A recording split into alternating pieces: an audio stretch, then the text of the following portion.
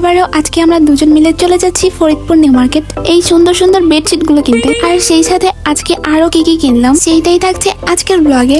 Hello everyone, আসসালামু আলাইকুম। যেহেতু আমি আর কিছুদিনের মধ্যেই আবার বাসে যাচ্ছি, তাই ভাবলাম যাওয়ার আগে মার্কেট থেকে একটু ঘুরে আসি। আর আজকে আমি বাসার জন্য টুকটাক কিছু কিনবো। যাই হোক, আমি রেডি হয়ে নিলাম মার্কেটে যাওয়ার উদ্দেশ্যে। আর আজকে আমি আর আমার রুমমেট যাচ্ছি। আর আমরা কোথাও গেলে সবসময় দুইজন একসঙ্গেই যাই, কারণ ও তো অনেক ছোট, তাই হারিয়ে যেতে পারে। আর এমনিতেও ফরিদপুরে ওরা আগে কখনো আসেনি, মূলত পড়াশোনার উদ্দেশ্যে আসা আর কি। তবে ওরা এখন এখানকার অনেক কিছুই চিনে। যাই হোক, ফার্স্টে হচ্ছে আমরা এই দোকানটায় চলে আসি। আর এইখান থেকে আমরা কিছু কাপড় নেই। দেন এখান থেকে আমরা চলে যাই কসমেটিক্স এর দোকানে মেয়েদের ইমোশন কিনতে, মানে লিপস্টিক আর কি।